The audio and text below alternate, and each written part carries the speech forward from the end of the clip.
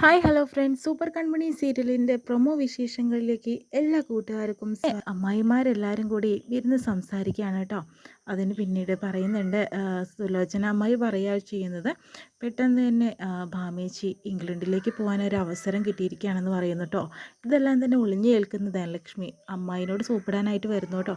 അതിനുശേഷം തന്നെ അമ്മായി എന്ന് പറഞ്ഞിട്ട് നിൽക്കുകയാണ്. കാരണം ഇംഗ്ലണ്ടിൽ പോവുകയാണെങ്കിൽ തനിക്കൊരു അവസരം കിട്ടണം എന്ന രീതിയിൽ തന്നെയാണ് കേട്ടോ ധനലക്ഷ്മി ചിന്തിച്ചുകൊണ്ടിരിക്കുന്നത്. അതിനുശേഷം തന്നെ അങ്ങനെ കൺമണിയുടെ അച്ഛനോടൊക്കെ സംസാരിക്കുന്നു കേട്ടോ.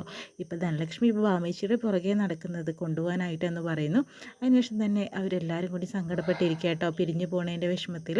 പിന്നീട് കാണിക്കുന്നത് നമ്മുടെ സാഗറിനെയും സുജുവിനെയും കേട്ടോ. അവൾ എൻ്റെ ജീവൻ രക്ഷിച്ചു സുജു, എനിക്ക് അവളോട് എന്താ പറയേണ്ടതെന്ന് അറിയില്ല. അവൾ നമ്മളെ വീട്ടിലേക്ക് വരേണ്ട ഒരു കുട്ടിയാണ്. എന്തിനും സാഗർ ഇത്രയും സഹതാപം, നമുക്ക് മാനസ പോരെ എന്ന് പറയുന്നുണ്ട്. എന്തിനാ സുജു സ്നേഹിക്കുന്ന മനസ്സുകളെ തമ്മിൽ അകറ്റാൻ നോക്കുന്നത്? നമ്മൾ ഒരു കാലത്ത് സ്നേഹിച്ചവരല്ലേ, പിരിയാൻ നമുക്ക് എത്ര പാടായിരിക്കും. അത് കഴിയില്ലല്ലോ.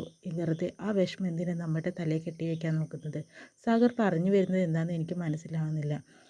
കൺമണി, അവളെ നമുക്ക് മരുമകളായി സ്വീകരിച്ചാലോ എന്ന രീതിയിലൊക്കെ സുജുവിനോട് സാഗർ സംസാരിക്കുന്നു കേട്ടോ.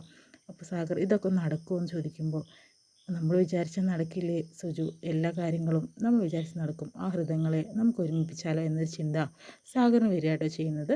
കൺമണിയാണെങ്കിലോ ഇപ്പം എല്ലാത്തിൽ നിന്നും ഒഴിഞ്ഞു മാറിയിരിക്കുക കേട്ടോ, കൃഷ്ണൻ്റെ ജീവിതത്തിലേക്ക് ഇനി വരില്ല എന്ന് പറഞ്ഞിട്ട് ഇത്രയും കാണിച്ചുകൊണ്ട് ബ്രഹ്മ കഴിയുന്നത്. നല്ലൊരു എപ്പിസോഡ് വിശേഷമായിട്ട് നമുക്ക് പിന്നെ കാണാം.